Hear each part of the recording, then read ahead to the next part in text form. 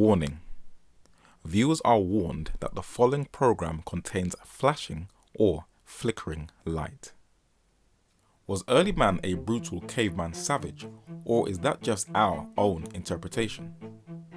What are enormous heads with African features doing in Mexico, preceding any other civilization in the so-called New World? And why was sloths thousands of years ago the weight of modern elephants have now shrunk and can be carried on the back of modern man? We will carefully explore these unanswered questions.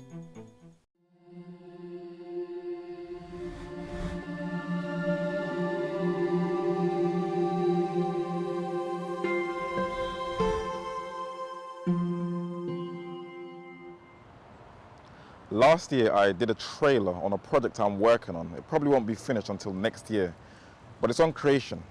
And before I do this last episode of The Two Kingdoms, I just want you to see what I'm working on in the development stage.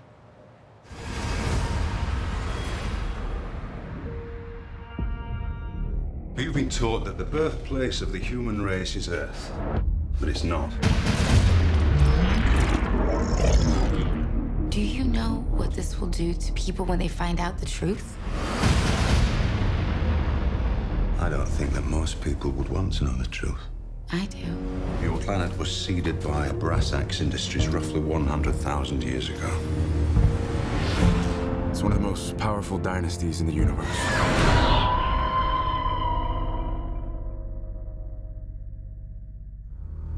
Okay then, on with the show. These are images of archaeological digs all over the earth. Ancient civilizations that shared no contact, and yet same pictogram, every last one. It's a star map. No, not a map. An invitation. From whom? Mayfield's the ground crew. One of them probes picked up a life form. Just got a pin. What are you gonna pick? One click west of you. Hollywood is gently injecting ideas into the modern mind and reprogram us to rethink about man's origins, where God is carefully being airbrushed out of the picture. And if we are not being taught that we were created from an extraterrestrial being, then we are taught that our early forebears were a primeval savage who can trace their lineage not to the creator, but to a primate. And a generation is being taught that the earliest inhabitants of planet Earth were barbaric, uncivilized humanoids. And the best way to promote these ideas is from targeting the young from very early, where they are not only taught that the first men were semi-naked and lived in caves, but man still holds onto the lie at Eden by the serpent, where he not only still believes that he shall be as gods, but he also believes that he can be God and can create life, AIs, artificial intelligence. I want to talk to you about the greatest scientific event in the history of man. Are you building an AI? One day the AIs are going to look back on us, upright apes, all set for extinction. I brought you into this world. A machine that can think and feel.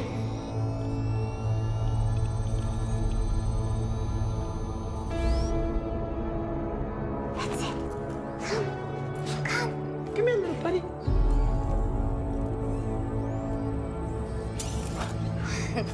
That's a watch. That's a watch.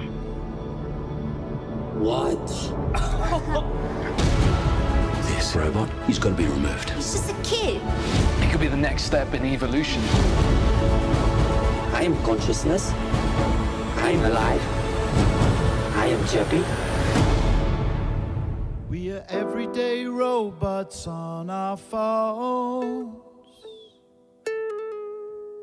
in the process of getting home, looking like standing stones.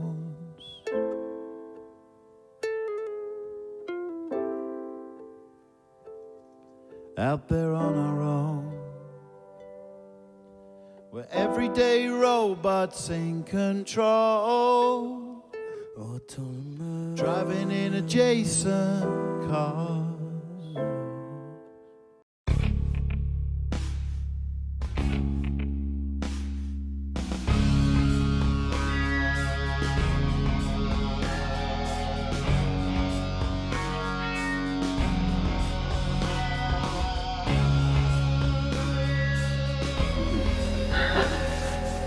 We're always adjusting something.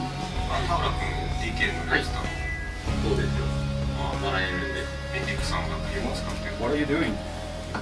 The 19th century English biologist and agnostic Thomas Henry Huxley, known as Darwin's bulldog, was one of the first advocates of this unscientific speculation. He said, "Where, then, must we look for primeval man? Was the oldest Homo sapiens Pliocene or Miocene or yet more ancient? In still older strata do the fossilized bones of an ape more anthropoid or a man more pithecoid than any yet known await the researches of some onboard paleontologists? Time will show." 2 centuries have passed since these words were written, and time hasn't shown anything. So let us see how we should investigate the origins of life, and we will need faith and an open mind.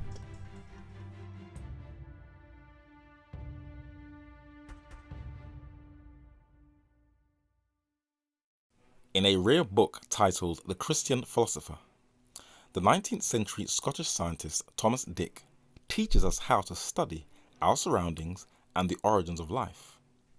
He said that the object of natural philosophy is to observe and describe the phenomena of the material universe with a view to discover their causes and the laws by which the Almighty directs the movements of all bodies in heaven and on earth.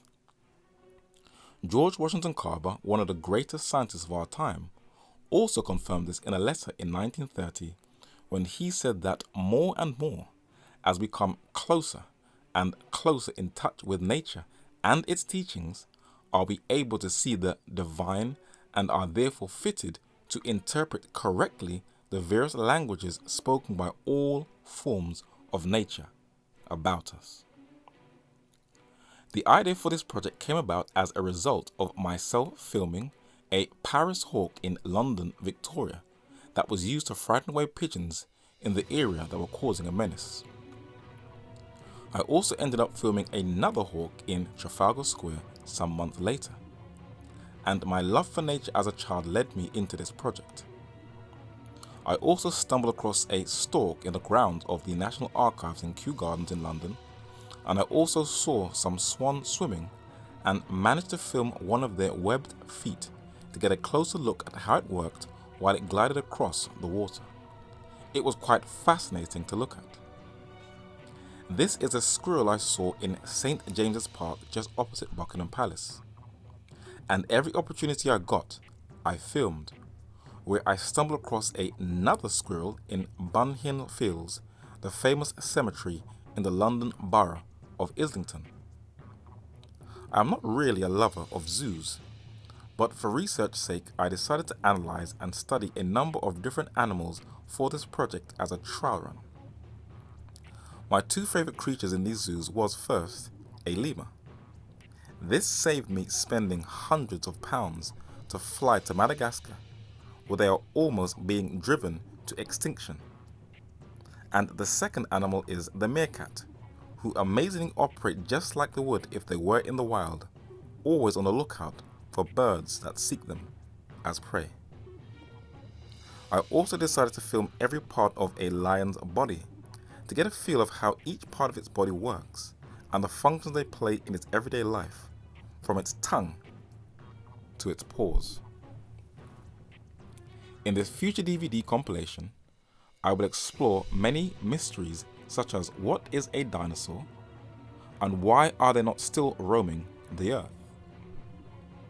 Richard Owen coined the word dinosaur in 1842 from the Greek for terrible lizard, and founded the Natural History Museum in 1881, a devout Christian. Richard Owen was a 19th century English biologist and paleontologist and fossil collector, and one of the pioneers of modern-day zoology. One of the birds he was fascinated with is the moa, a flightless bird now extinct that once roamed the island of New Zealand that stood 12 feet tall. And just observing its claws alone, it is not really a creature you would be very happy to bump into. These two ornithologists at the Smithsonian Institute compare the femur of an ostrich and the famous elephant bird of Madagascar. According to London's Daily Telegraph newspaper, the elephant bird was driven into extinction by French colonists more than 300 years ago. This was the largest bird that ever lived, that could grow up to a height of 11 feet high, that is 3.4 meters, a foot shorter than a moa. And the fossilized elephant bird's eggs were huge, 100 times the size of a chicken egg, and also a lot bigger than an ostrich. You may have never heard of the bird, the Falcarius utahensis, where a mass grave was found of the remains in Utah in the United States.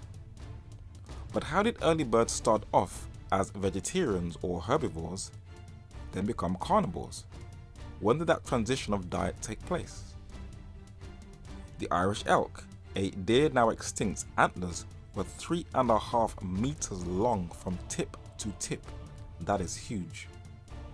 Why are deer's antlers today, like this one I filmed in London's Richmond Park at my own risk, shrunk in size?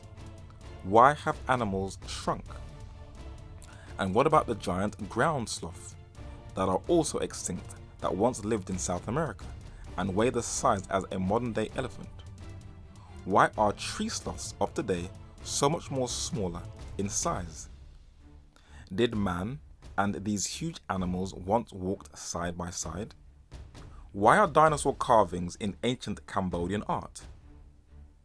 And are these footprints proof that both man and dinosaur once walked contemporaneously? Just look at the size of these footprints.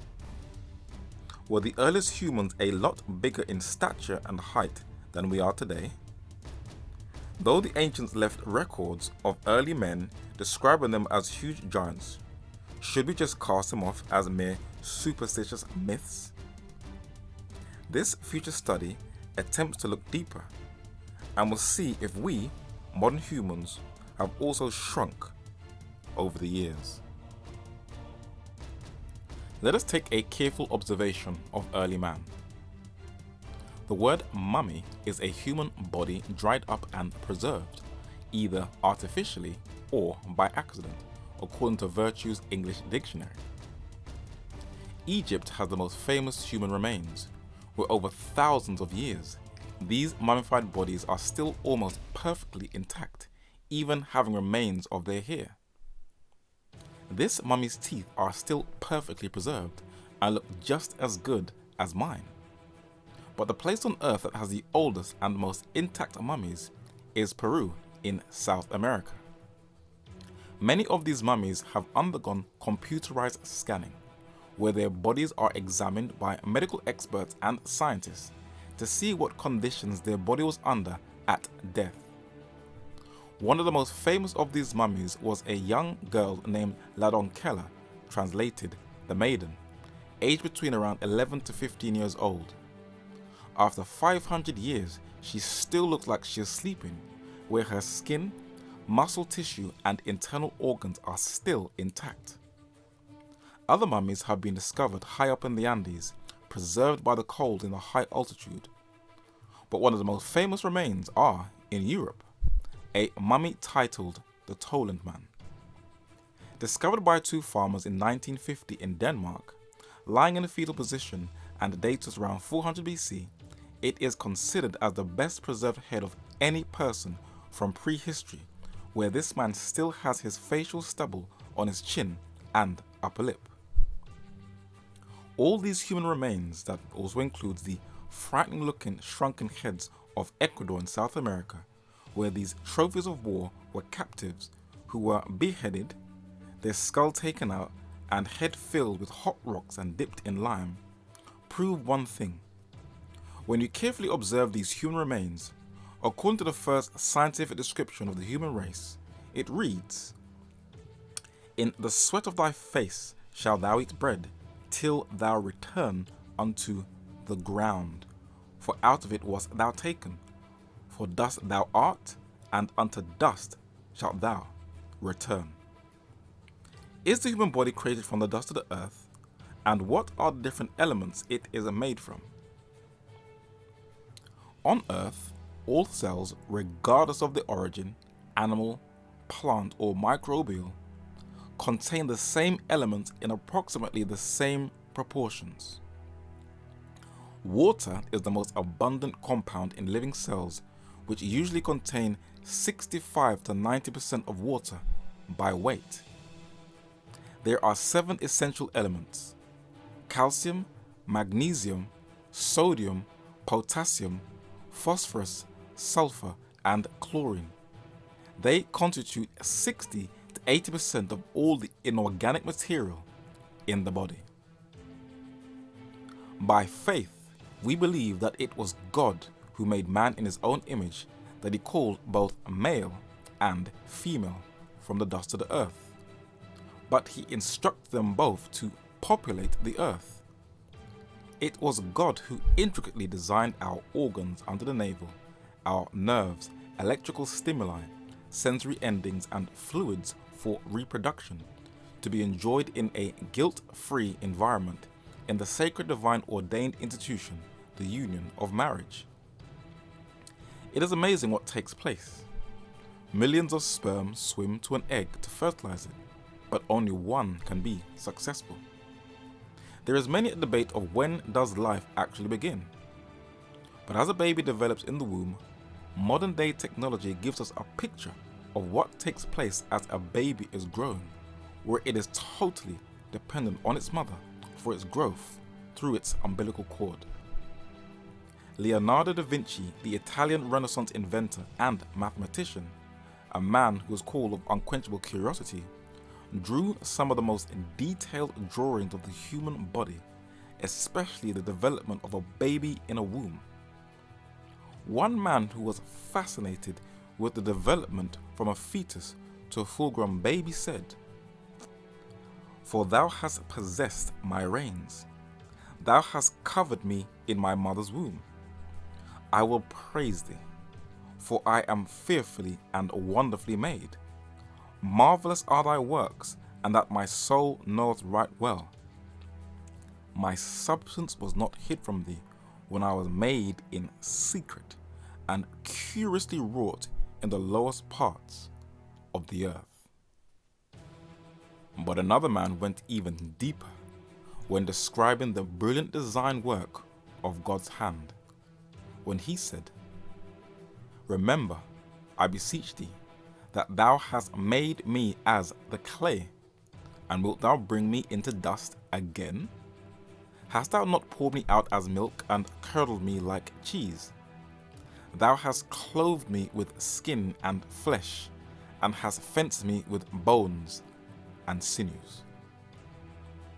German physicist Wilhelm Conrad Röntgen received the Nobel Peace Prize for Physics in 1901 for a discovery he made in December 28, 1895, the X-ray, a breakthrough in scientific research. Just as the physician Job described the intricate detail of the frame and structure of the body, the tissue such as keratin and fibroblasts, and the connective tissue on our outer body, the elastin, and the fibrous protein collagen, which is the elasticity of our skin, forms the most beautiful creature on earth, man. But was the earliest man a primeval savage, as 19th century and modern day science asserts?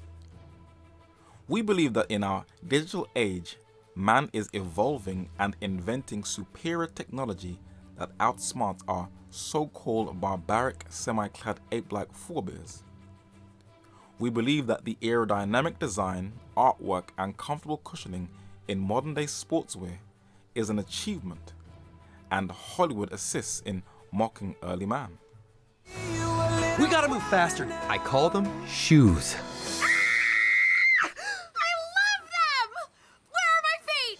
but evidence has been unearthed that the earliest man wore shoes that are engraved in rocks. In Armenia, the world's oldest shoe was discovered that was 5,500 years old, and also had laces. An even older pair of sandals dated to 8,000 years old in the United States is another blow to our theories of early man.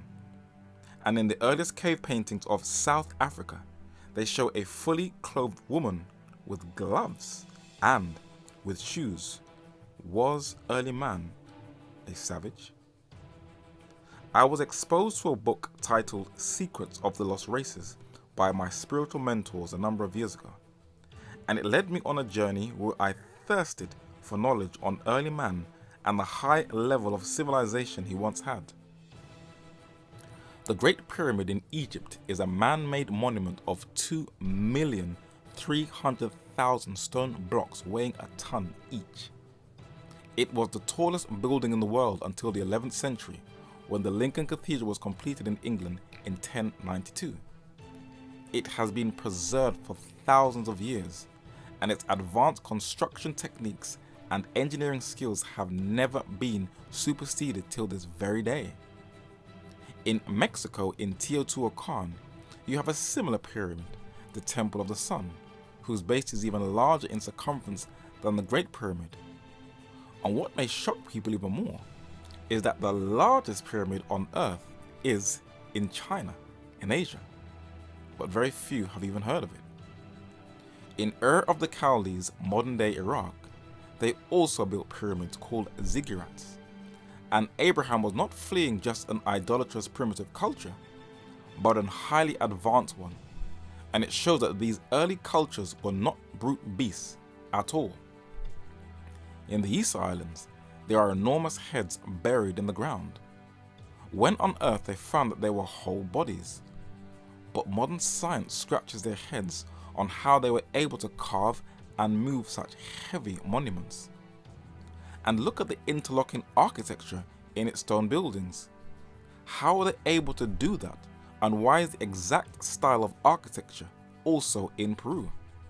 How are they able to carve and lift such huge monuments and then interlink the rocks? And look at Machu Picchu, also in Peru.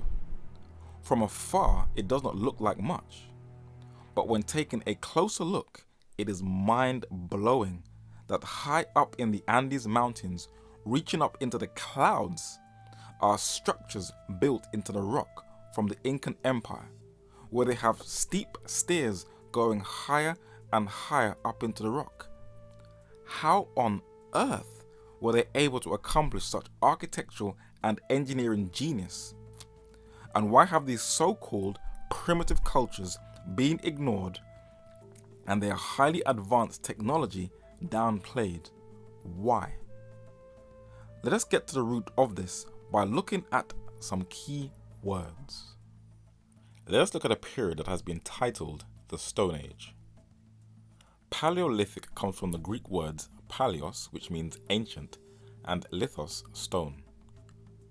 In archaeology, it belongs to the earliest stone period of prehistory. The word Neolithic comes from the Greek words neos, new, and lithos, a stone.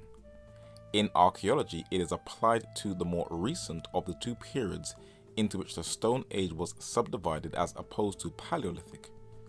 During the Neolithic age, stone implements were polished, domesticated animals became common, cereals and fruit trees were grown, pottery made, linen woven, and boats made.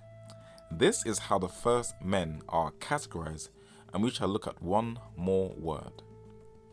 The word primeval comes from the Latin words primus, which is first, and evum, age, first age. Original, primitive, belonging to the first ages. But what was the first age like? In China, archaeologists were shocked at the discovery of a flute in an age when modern science and chronology claim that man was barbaric. The Ishanga bone was found in the Congo and has been dated by secular chronologists to 20,000 BC. And the 3 columns of etchings construct man's early notion of a numerical system Some say that it represents a 6-month lunar calendar. Man had a very early knowledge of the moon that has shocked modern science. In Ireland in northern Europe, men were excavating some of the earliest tombs that were carved by the earliest inhabitants of that area, and they found a diagram of the moon which men thought was first accomplished with the Italian Renaissance scholar Leonardo da Vinci. The tomb at Noth was built in 3000 BC by a race with a fairly sophisticated understanding of the moon and the sun. It was arranged so that at certain times of the year, moonlight would fall upon the map. The secular press goes on to say that the people who carved this moon map were the first scientists. They knew a great deal about the motion of the moon. They were not primitive at all. So their own research verified that early man was not primitive, but was the earliest man more mathematically advanced than us today. Let us see how the Bible described the first men on earth. The Bible said that Cain knew his wife, and she conceived and bare Enoch, and he builded a city, and called the name of the city after the name of his son Enoch. And Ada bare Jubal. He was the father of such as dwell in tents, and of such as have cattle. And Zillah, she also bare Tubal-Cain, an instructor of every artificer in brass and iron. And the sister of Tubal-Cain was Naamah. Did their descendants, the sons of Noah, take this wisdom of city building, tent making, cattle herding, and metallurgy with them in the post-flood world? Let us see. Genesis chapter 10 and verse 32 says, "These are the families of the sons of Noah, after their generations, in their nations, and by these were the nations divided in the earth after the flood." In a well-researched and hard-to-find book, The Origin of Nations, its author, Canon George Rawlinson, the 19th century professor of ancient history in the University of Oxford, gives us one of the most detailed accounts of Noah's descendants and where they populated the earth after the flood, where he also drew a map of where they spread.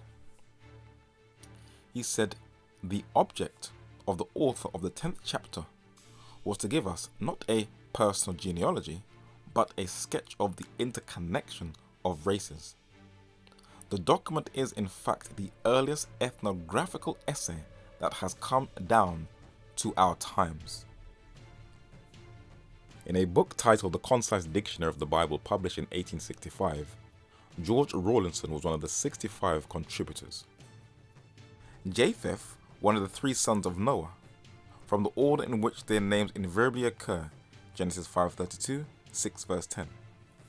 The descendants of Japheth or Japheth occupied the isles of the Gentiles, example, the coastlands of the Mediterranean Sea in Europe and Asia Minor, whence they spread northwards over the whole continent of Europe and a considerable part of Asia. Johann Friedrich Blumenbach, the father of craniology, was a German anthropologist who categorized humanity into 5 races. He labeled the descendants of Japheth that populated Europe as Caucasians, from skulls he collected from the Caucasus region of Russia. Let us first take a look at the continent of Europe, at the early descendants of Japheth, and what this so-called primeval race was like. Hollywood gives us the impression that they were dumb, stupid cavemen. Yes, we look similar. Dada. No, I'm not your Dada. No touching. Stop it. Dada! I want you to stay here and make sure nobody comes in or out. No. Stay. Stop. No. Stay. Stop. In Time magazine in 1992, an interesting study was given on a man they found in the Alps called the Iceman. When they did an autopsy on his body and found the tools he died with, including his clothing, he was a marvel, and they now had to rethink their theories about early man. As more and more artifacts are unearthed, they'll destroy our understanding of primeval man. His discovery has already upset some long-held notions about the late Stone Age. Examining that person and his implements, scientists have gained new insight into late Stone Age society. They've been stunned by sophisticated design of his arrows, which reflect a basic grasp of ballistics, and by the ingenuity of his clothing. Even more amazing is the evidence that Neolithic people had discovered the antibiotic properties of plants. Among other surprises, the Iceman has shown irrefutably that human haircuts and tattoos have been in vogue a good deal longer than anyone suspected. The Iceman was well prepared for the alpine chill. His basic garment was an unlined fur robe, clearly whip-switched together with threads of sinew or plant fiber in what appears to be a mosaic-like pattern, bellying the popular image of cavemen in crude skins. Interesting. Stay here and make sure nobody comes in or out. No. Stay. Stop! No. Stay. Stop! His copper axe was initially mistaken by Splinder as evidence that the find dated from the Bronze Age rather than the Neolithic Age. But the blade turned to be nearly copper, not bronze. More evidence has shed light that the descendants of Japheth were even more skilled than their successors today. In Russia, where the word Caucasian comes from, a burial grave was found that has been dated to the Upper Paleolithic period that secular historians say is 25,000 years old. They say that the early Russians were fully clothed, and contrary to the cartoons like Captain Caveman, the deeply rich clothing of this early culture gives an insight into early man. In a book titled Lost Civilizations of the Stone Age, the English author gives an intelligent, balanced view of these early Russian peoples. 3 of the bodies were elaborately embellished with thousands of beads made from ivory and other personal ornaments. Such richly ornamented clothing is rare even today, and its occurrence way back in the Stone Age shatters any belief that the people of this time were too primitive to fashion such garments and personal ornaments. Here. Yes, we look similar. Dada. No, I'm not your Dada. No touching. Stop it. In Bulgaria, the world's oldest treasure of gold was unearthed in 1972 that has been said to be more than 6,000 years old. Found in a place near Varna necropolis, they have been dated to around 4,600 to 4,200 BC. And this archaeological treasure verifies once again that early Europe was not barbaric. Early caricatures of early man in Europe, in France, show that early man in Europe was skilled. The early cave paintings in Europe that some have dated to the Ice Age shows that the so-called caveman showed a high level of sophistication in early Paleolithic art, whose detailed portrayals of bison, mammoths, wild boar and horses does not quite fit our biased notions of early man. These remains of a Neanderthal man, Europe's early forebears in Germany, show not a transition between monkey and man, as Neanderthal has been portrayed, but a man in Germany. In Germany, they discovered an early observatory to map out the heavens. They had a Nebraska sky disk dated to around 1600 BC to the Bronze Age that is the oldest depiction of the cosmos that includes the sun, moon, stars, and a star cluster called Pleiades. But an even older find have once again destroyed our theories of early man. A number of spears were discovered in Germany. They may have looked like just pieces of wood, but on close observation and inspection and analysis, they came to the conclusion that early man had a knowledge of aerodynamics. The oldest wooden hunting weapons ever found, they prove that the forefather of Neanderthal man was more brighter, more agile, and more sociable than his 20th century detractors would have us believe. Robin Dennell, an archaeologist at the University of Sheffield, said, "Wooden finds like these would be sensational if only 3,000 years old. Finds 100 times older are almost unimaginable. We see considerable depth of planning, sophistication of design, and patience in carving the wood. Such skills have previously been attributed only to modern humans." The physical evidence over again shatters the theory. What about central heating? Is this a new phenomenon to keep us warm in the winter? The culture and civilization of ancient Crete dates to 3000 BC to 12,000 BC. The inhabitants look as if they have two different complexions in those ancient Grecian islands. The palace of Knossos was huge, and the art was very skilled and bright in color, and you can see from the pillars it was very well constructed. But archaeology has unearthed that they not only had these giant double-headed axes, which are huge, for what use I am not sure, but pipes were found on the outside going under the walls of the palace in the inside, and what was discovered was very fascinating.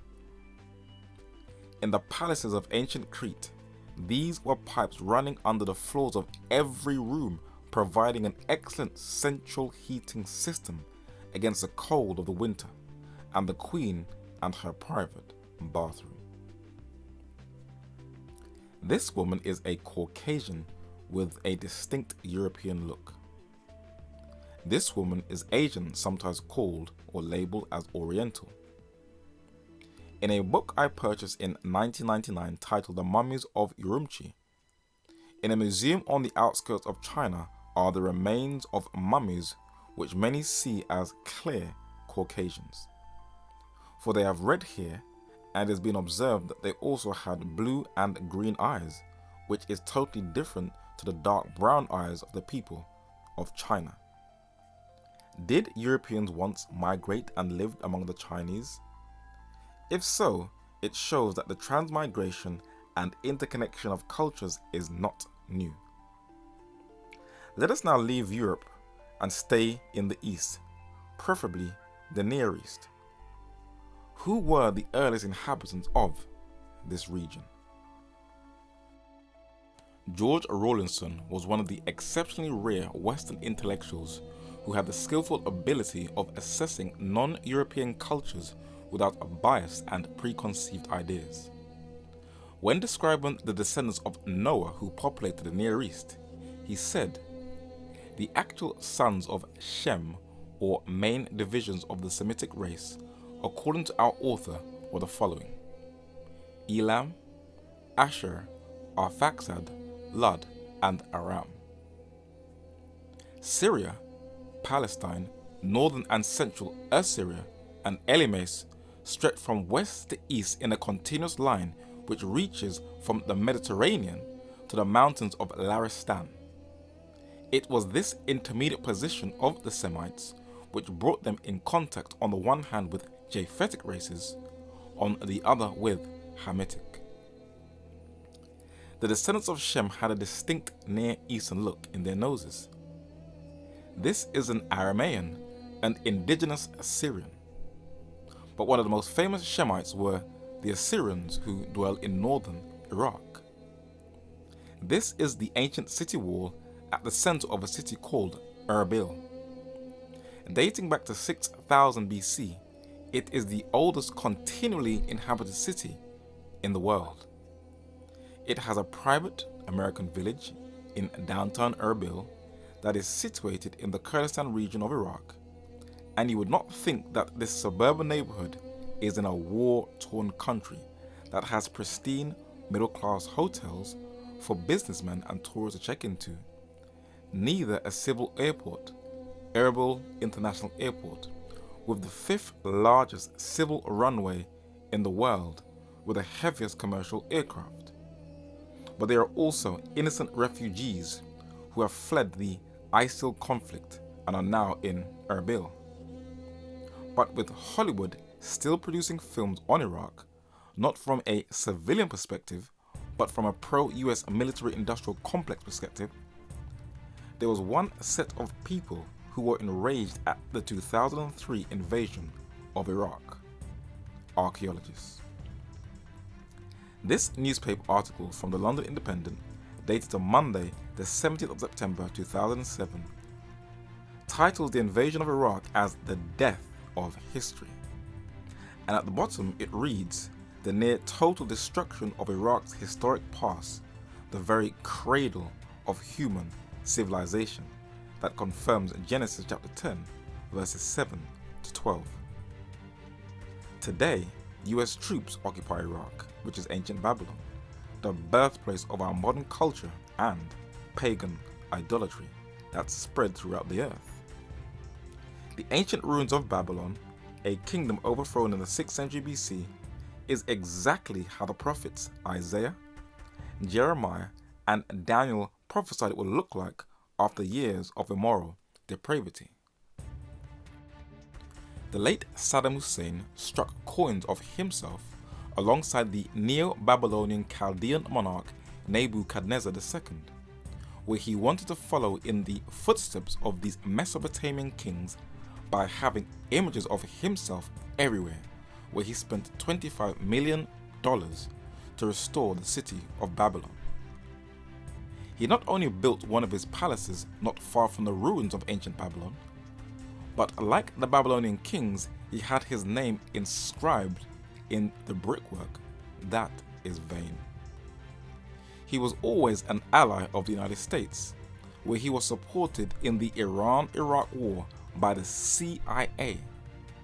But when he invaded Kuwait in 1990 and traded his oil money into euros instead of dollars, was game over.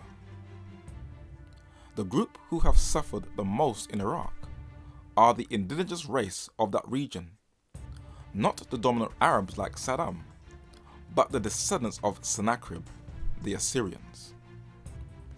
The 19th century bishop, Archbishop Nuri, looks exactly like his forefathers that once dominated those plains. Same hairstyle and beard.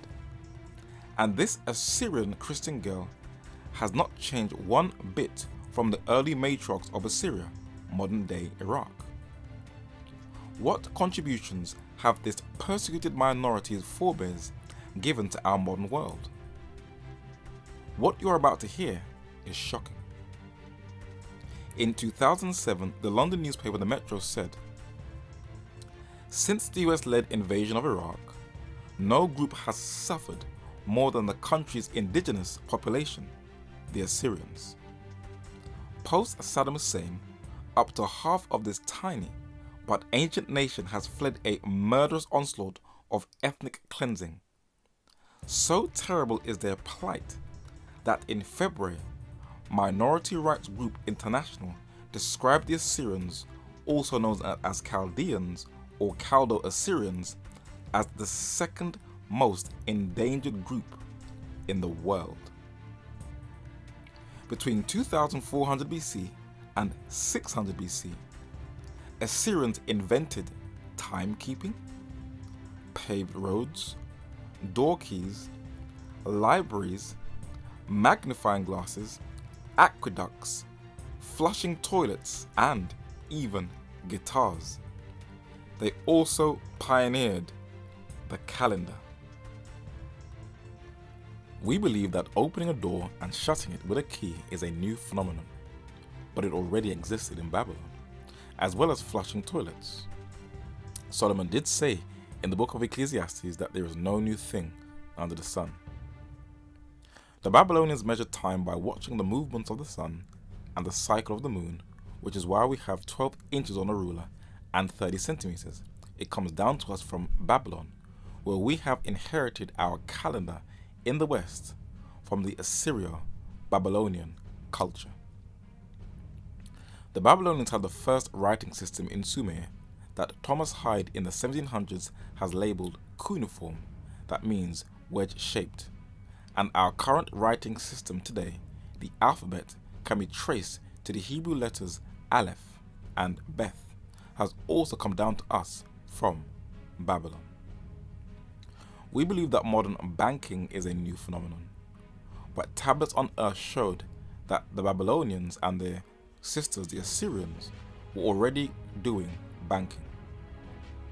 We praise ourselves for our modern drainage system that helps society to function effectively from pollution and waste, but it is not new. When the British archaeologist Sir Leonard Woolley visited Iraq in 1929, he discovered that this high culture had a drainage system. The Sumerians, the oldest culture on those plains, also had metal knee and T-joints that many people also think is new. And the more you explore this culture, you realize that what we credit ourselves for today has already been accomplished thousands of years ago. Sir Austin Henry Layard was an English politician and a descendant of the French Protestant Huguenots. He excavated the site of ancient Babylon, modern-day Iraq, and left a record of his finds in these priceless books. When describing the technological phenomena of ancient Babylon, he said, "The drains leading from almost every chamber would seem to show that water might occasionally have entered from above, and that apertures were required to carry it off." But he also observed that the Babylonians were very skilled and advanced. He said that the engraved gems and cylinders in the ruins bear ample witness to the skill of the Babylonian lapidaries. With the glass bowls was discovered a rock crystal lens with opposite convex and plane faces. Its properties could scarcely have been unknown to the Assyrians, and we have consequently the earliest specimen of a magnifying and burning glass. The cylinder seals that are in museums around the world and in many antiquarians' private collections shows how detailed the culture of Babylonia were with their art on such a minute artifact. Roger Bacon was a 13th century English medieval philosopher and Franciscan friar who is credited as inventing the magnifying glass. But as Layard excavated Babylon, he saw that it was already in use thousands of years ago, and it is still on display in the British Museum. But also in London, as you come outside of Tower Hill Station, there is a huge sundial to measure time. If you walk another 10 to 15 minutes, there is another one known as St. Catherine's Dock Dial, with a gnomon in the center, that was designed in 1973, made of stainless steel, and is supported by 3 rigid chain cables. Herodotus, the 5th century BC Greek historian, labeled the father of history, chronicled and collected data from different cultures, and gave us a thorough knowledge of antiquity. He said for knowledge of the sundial and the gnomon and the 12 divisions of the day came into Greece from Babylon. We think that batteries are new, but the Babylonians also knew how to construct electricity and also had their own batteries. They also knew that the earth was a ball and round and spherical in shape, and they had the first libraries on earth that preserved their history, as well as the first schools that had very difficult mathematical equations. On a tablet labeled the Yale Babylonian Collection 7289, it was also discovered that the Babylonians knew the mathematical concept of pi 1,500 years before the Greek mathematician Pythagoras. For the Babylonians were solid and deep mathematicians who took numerology to a whole new level by their measures and weights. It is amazing to see the intricate design work that goes into a watch to make everything synchronized, where all the minute gadgets work perfectly in harmony to give us the time in the day. But where does our measuring of time come from? The 60 minutes in an hour. in a school tablet dated to around 1800 to 1600 BC that has been labeled a Yale Babylonian Collection 7290, it was discovered that they used the sexagesimal system, that is base 60 or counted in 60s, that we still use today. In the most driest and inhospitable place on Earth, in a desert in Chile in South America, the European Space Observatory have set up 4 telescopes on a mountain called the VLT, Very Large Telescopes, with the largest optical mirrors, 8.2 meters in diameter, where this astronomical observatory opens 24 hours a day, that maps out the clear night sky and has the most sophisticated research facilities. The European Space Agency recently landed a space probe the size of a fridge called Philae on a comet that takes 4 billion miles to reach. And there is nothing wrong with man congratulating himself in furthering his discoveries of the universe. But tablets from Babylonia showed that the Babylonians had already mapped out the constellations, and the Greek names are for the most part translations of the Babylonian ones. George Rawlinson knew that Sumeria Babylonia in southern Iraq was the cradle of civilization, and knew that these were not primeval savages, but a technically advanced race of people. He said, "Now the learning of the Babylonians had from a very ancient date covered a wide field. They had cultivated arithmetic, astronomy, history, chronology, geography, comparative philology, and grammar.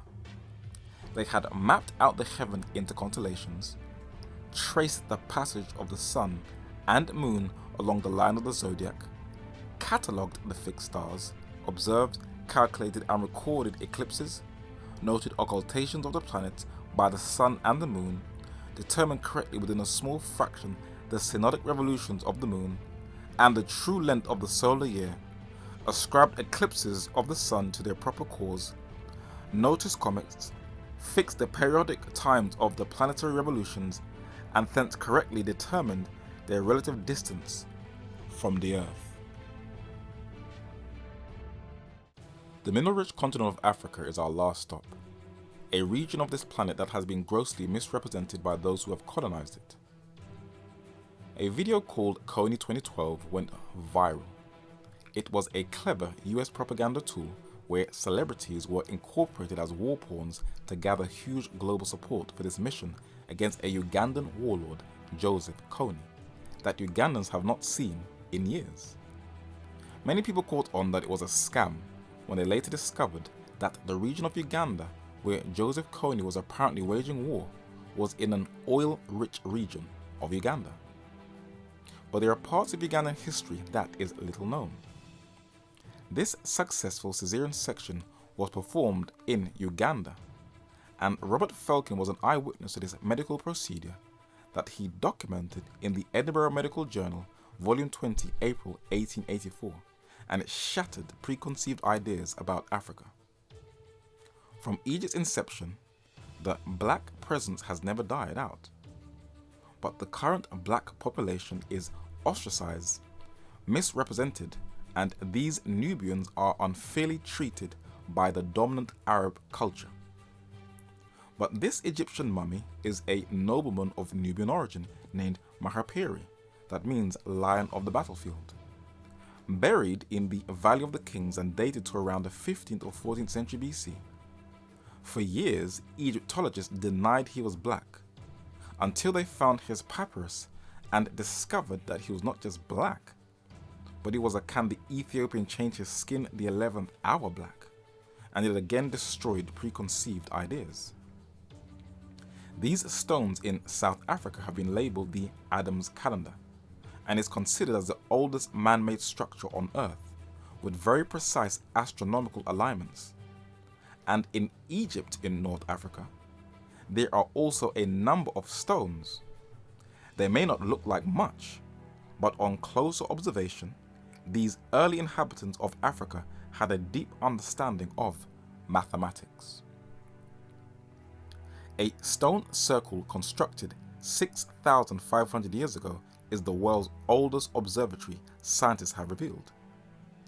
The circle Anapta in southern Egypt was erected more than 2,000 years before Stonehenge and similar sites around the world. Professor McKing Malville said, "This is the oldest documented astronomical alignment of megaliths in the world." The indigenous race of Africa, descendants of the biblical Kush, have been misrepresented. And to balance out the two perspectives of Africa, we will first look at the secular scientific approach, then those who follow the biblical approach. When European men made a vast monopoly of selling black Africans across the Atlantic, men like the English philosopher John Locke, known as the father of classical liberalism, he wrote an essay concerning human understanding in 1690, degrading blacks, saying they are not true men. Today, millions all over the world believe that they are descendants of primates. But where did that unscientific idea come from? One of the earliest remains of man, titled Australopithecus afarensis and nicknamed Lucy, was discovered in Ethiopia in East Africa. For years it was considered as a primate until modern research. Since Lucy was discovered, researchers have debated about whether she walked upright or climbed in trees like apes. But a well-preserved foot bone has shown that her relations had arched feet like modern humans. Petrus Camper was an 18th century Dutch physician, anatomist, anthropologist, zoologist, paleontologist, and naturalist. He is famous for his treatise on the natural differences of features in persons of different countries in 1775, where he propagated the scientific idea of the facial angle, where he believed that facial angles determined one's place in nature, putting Europeans at the very top and black Africans at the very bottom with chimps, where he believed that Africans were the lowest form of human beauty. This absolutely ridiculous pseudoscience was embraced by Ernst Haeckel, the German biologist, naturalist, philosopher, physician, and professor who later influenced Nazi Germany. He also drew a chart of the superior order of men with Europeans at the top as number one, and then Africans shown as evolving from monkeys. These absolutely ridiculous caricatures by highly respected men in their day laid the groundwork and foundation for scientific racism. And men wanted to prove their ridiculous theories as true. Here is a silverback mountain gorilla that I found in the Democratic Republic of Congo, a creature that moved on all fours. This gorilla finds it absolutely hilarious to think that man actually evolved from it. Do you blame it? This park ranger in the Congo has a mountain gorilla on his back, and as you can see, they are two separate species. One is man created in the image of God, and the other is an animal. To believe that these two creatures are related is to say that God did such a terrible job when he created the African, which many anthropologists assert that all human species actually evolved from. You just have to laugh. That man is so stupid, but many people take this seriously and just can't let go. But a mind that functions in a different paradigm operates differently. Herodotus, to distinguish the blacks from the racially mixed Egyptians of his day, called them, like all Greeks, Ethiops, which means burnt face. And unlike Petrus Camper, he described black Africans differently. The furthest inhabited country towards the southwest is Ethiopia. The men too are the tallest in the world, the best looking, and longest lived. In a well-documented book that still may be traceable, the Jewish historian Flavius Josephus, when documenting the descendants of Ham, had this to say about blacks. Only the Ethiopians have stood the stress of time and accidents without any alteration. Kush, one of the sons of Ham, was their founder and the governor, and they bear the name of Kushians to this instant, not only among themselves, but all Asia over.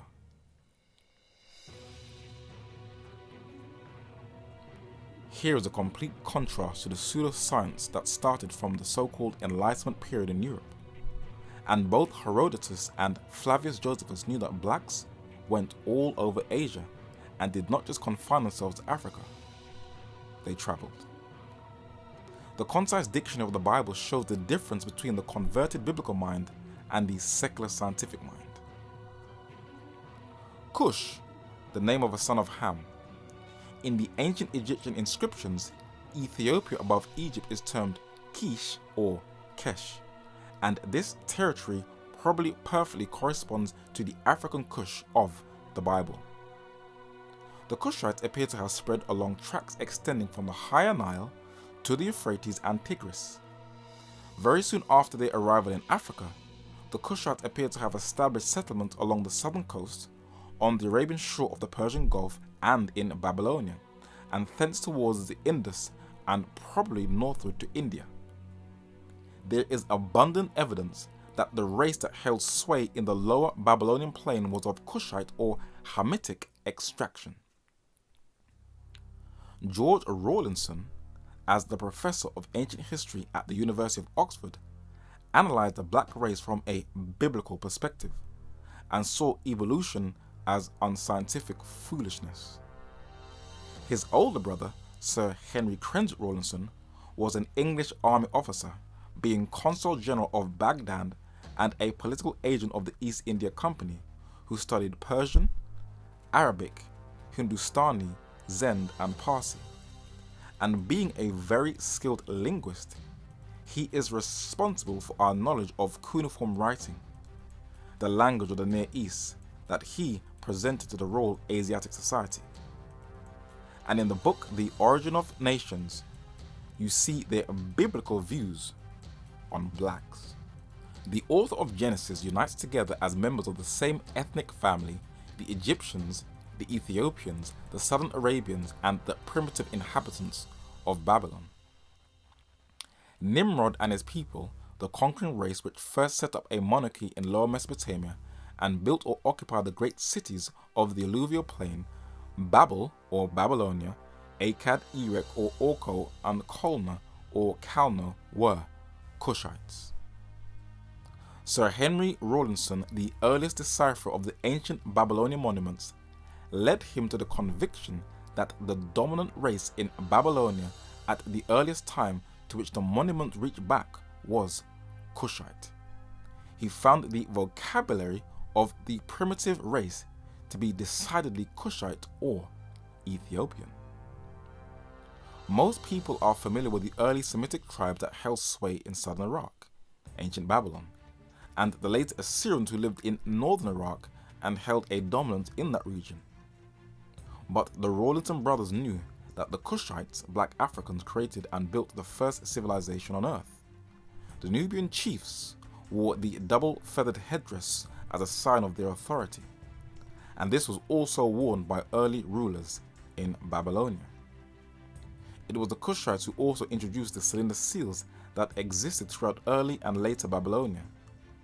These spread into other regions in the world like Cyprus in southern Europe, who also had cylinder seals dated to around 1750 BC.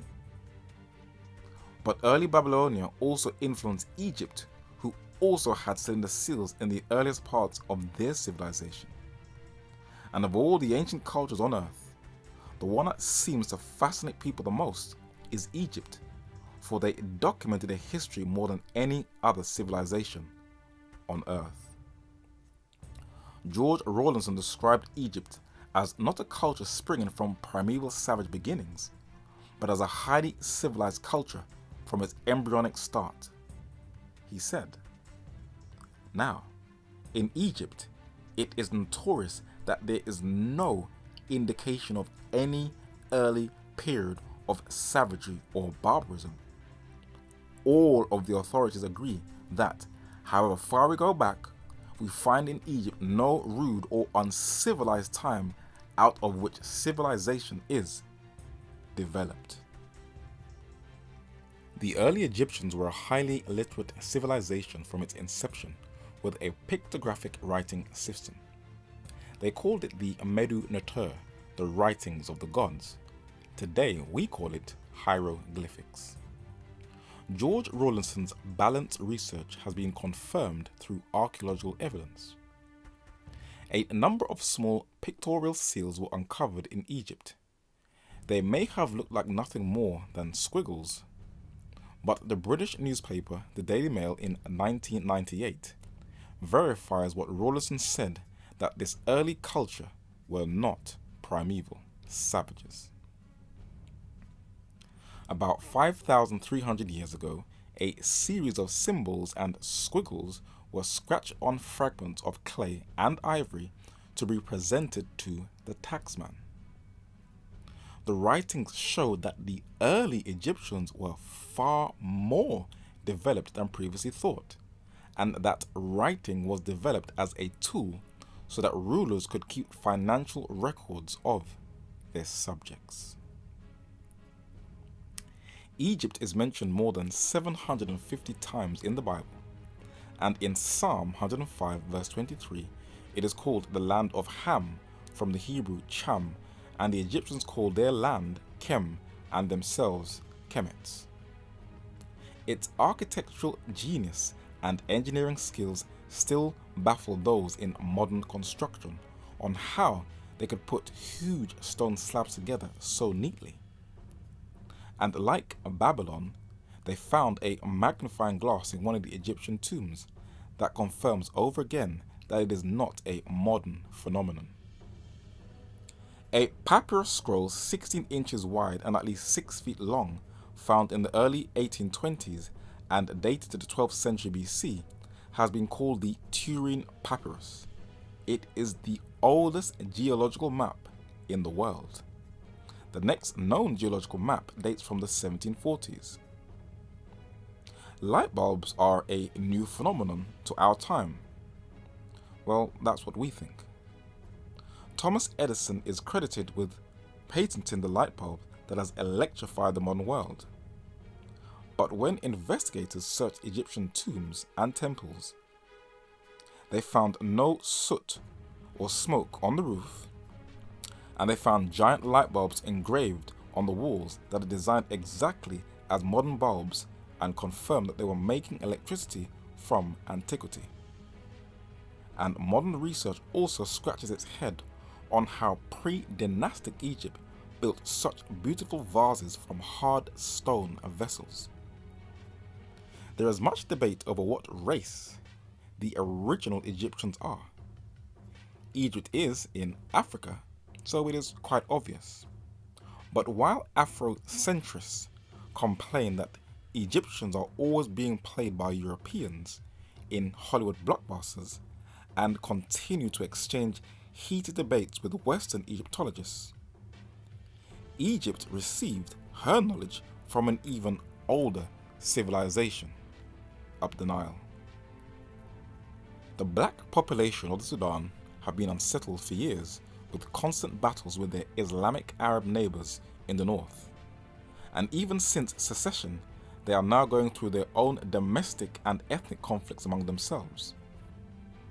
The imagery we usually have of the Sudan is one of famine, with malnourished children about to be hacked to death by vultures.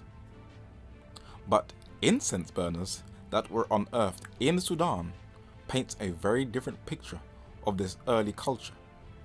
On closer inspection, scholars at the Smithsonian Institute discovered that the first pharaohs were not to be found in Egypt, but in the Sudan.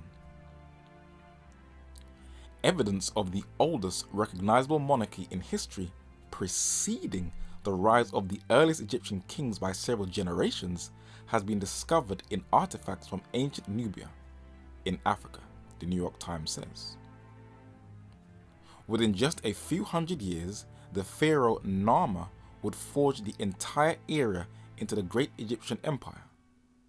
But recent scholarship shows that the local chiefdoms were already coalescing into larger kingdoms as they were in the neighboring land of Nubia just upriver, Time magazine says. The Sudan has some of the highest number of pyramids on earth, even more than Egypt.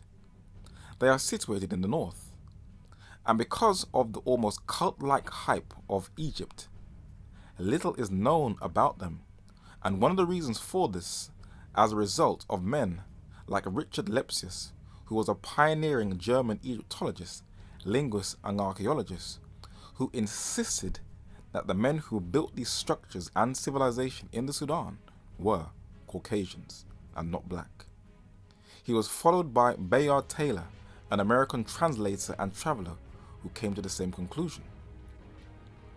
And George Reisner, an American archaeologist of Egypt and Sudan, gave the most detailed account of this Nubian empire in the Sudan, but also insisted that the blacks did not have the level of intelligence or sophistication to develop such a high civilization. This is Taharqa, the most famous of the black pharaohs, who was from the Sudan, who ruled in the 25th dynasty of Egypt. God was not too impressed that King Hezekiah formed a military alliance with him to defeat the Assyrian king Sennacherib, but God still felt that his name should be preserved in the sacredness of the Holy Scriptures. But the February 2008 edition of National Geographic, which mentions his name, showed that he came from a very deep legacy going back to antiquity. The ancient world was devoid of racism. Famed Egyptologist George Reisner besmirched his own findings by insisting that black Africans could not possibly have constructed the monuments he was excavating. For decades, many historians flip-flopped. Either the Kushite pharaohs were actually white, or they were bumblers, their civilization a derivation of true Egyptian culture. Under Nubian rule, Egypt became Egypt again. Until recently, theirs was a chapter of history that largely went untold. Only in the past 4 decades have archaeologists resurrected their story and come to recognize that the black pharaohs didn't appear out of nowhere. They sprang from a robust African civilization that had flourished on the southern banks of the Nile for 2,500 years, going back at least as far as the first Egyptian dynasty. These Kushites did not only set up the first monarchy in Babylonia and were the first pharaohs in Africa, they did not confine themselves to the Middle East and Africa. They set up the first civilization in another part of the world. The Los Mulattos de Esmeraldas, dated to 1599, is a painting that depicts a father in the center and his 2 sons in Ecuador, who are given the prestigious title as Don. They are adorned with Spanish attire, African spears, and native Indian jewelry. They were descendants of black slaves from Guinea in West Africa who fled from the European slave masters and set up a republic in Ecuador with Indian tribes. In Mexico, an African prince named El Yunga led a slave revolt and set up a community for freed slaves between 1609 to 1630. The descendants of these slaves can still be seen in small pockets throughout Mexico. Many of them are mixed with European and native Indian blood. The British newspaper The London Guardian in 2005 produced a very powerful article on the Mexicanos Negros, or the Afro-Mexicans, as being a highly neglected and ignored group of people. But was this the first time blacks landed in Mexico? In a deep valley called Monte Alban that dates from around 500 BC, there are a number of stone slabs, and carved on them are races of hook-nosed, long-headed Indians, Aryans, Caucasians, Chinese, and black Africans in Mexico. a society with all different races living in harmony, not only shatters the modern so-called failed concept of multiculturalism in the West, but this existed in the Americas, which baffles Western Mesoamerican historians and anthropologists, and this information is very downplayed and hidden from the public. Traditional academics say that the Maya, whose powerfully designed pyramids in the Mexican jungles are the first civilization in Mesoamerica, who were remarkable mathematicians with an advanced technique of metrical calculations, the abstract concept of zero, and were acquainted with place numerations. But the US congressman and writer Ignatius Donnelly asked a very serious question in the 19th century when investigating the early Mesoamerican culture. He said, "How can we account for the representations of Negroes on the monuments of Central America?" This colossus head was unearthed in Mexico, and it was discovered in a region called La Venta. And looking at the facial features, it clearly isn't Mayan. When it was first excavated a number of years ago, the man standing beside it gives us a picture on how big this head is. The American archaeologist Matthew Sterling wrote in National Geographic magazine, volume 76, August 1939, when describing one of these many large colossal heads, he said that the features are bold and amazingly Negroid in character. This woman on the left, who observed this African head at an exhibition, is dwarfed by this colossus artifact carved out of solid rock of a race and civilization that preceded the Maya. When looking at this same head on a side profile on the right, and a head of a Nubian from the Sudan on the left, you clearly see the exact same Kushite features, which are also strikingly similar to the Sphinx at Giza in Egypt. These enormous heads have ruffled the feathers of orthodox Mesoamerican history, for there are many unanswered questions.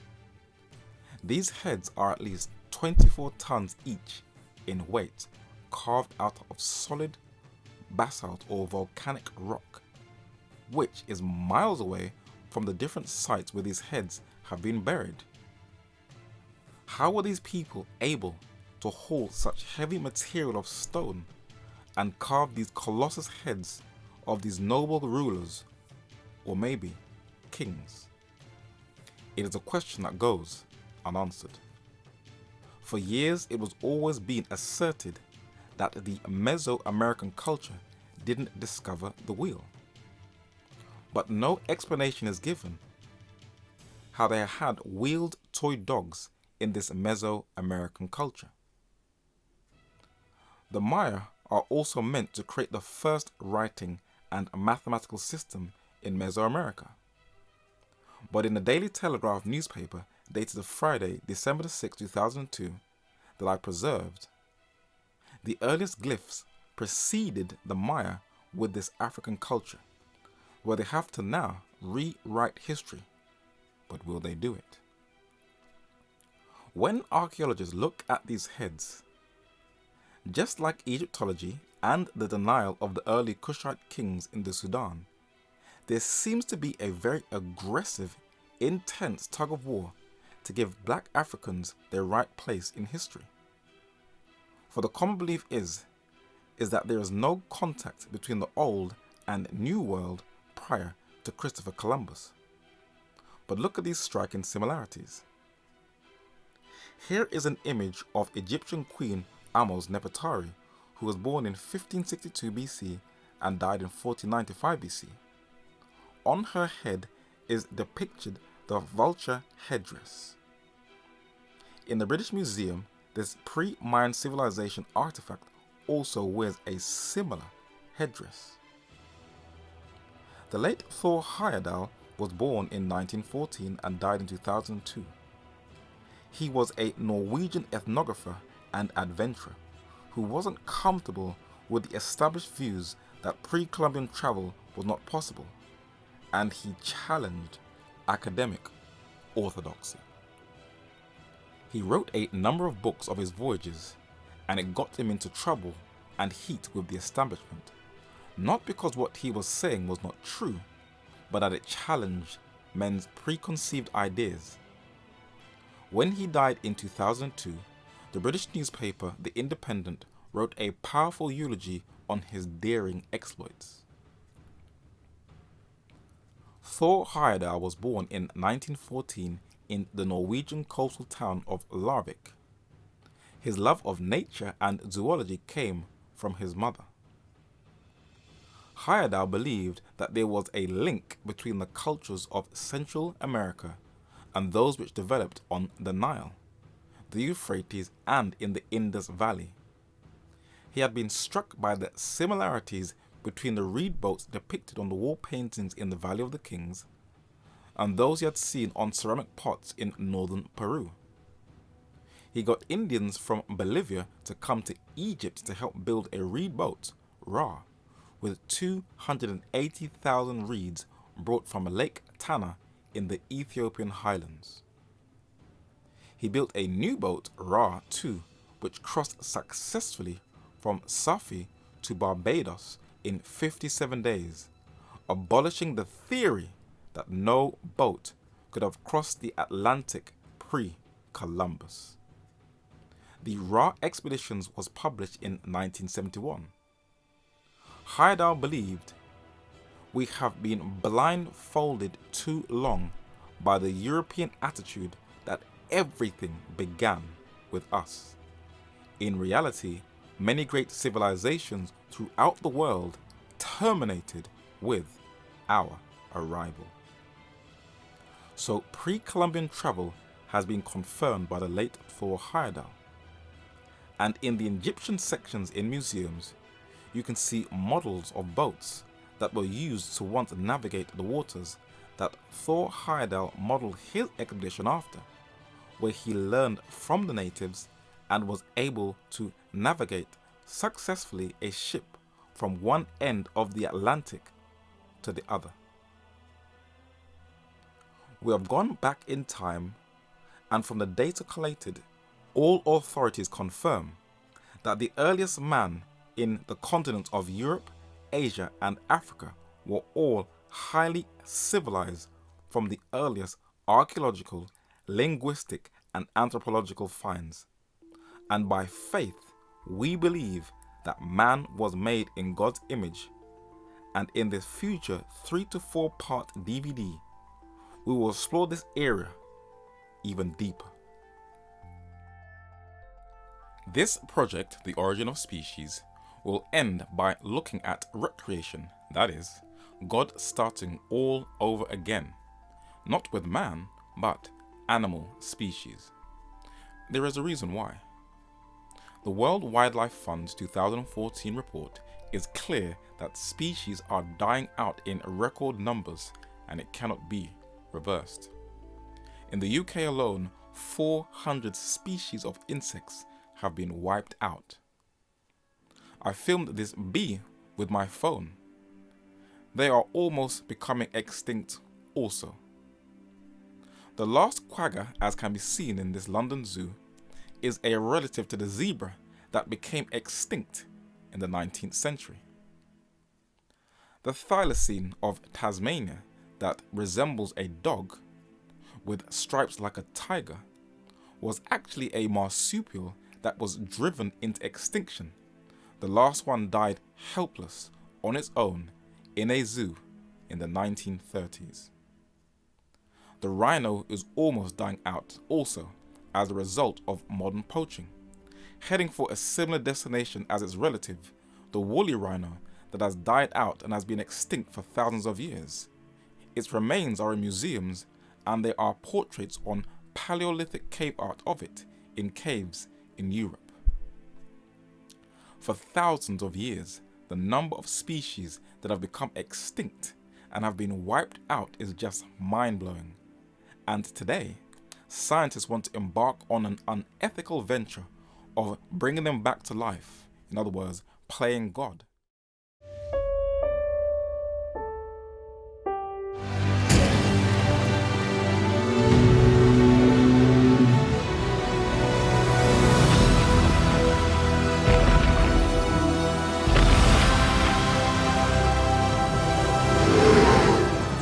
We have learned more in the past decade from genetics than a century of digging up bones. A whole new frontier has opened up. We have our first genetically modified hybrid. You just went and made a new dinosaur? Probably not a good idea. Almost 40 feet high. Really think she climbed out? Depends. On what? What kind of dinosaur they cooked up in that lab? In a project called the Lazarus Project. Today, species eat each other for survival. But in the earth made new, every species on the planet that God will recreate will live in perfect harmony, where God in the book of Isaiah assures us that man and beast will no longer be at war with each other.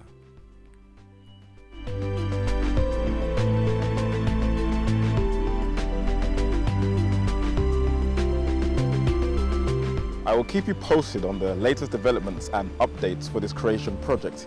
In the meantime, just keep watching and looking out for it online.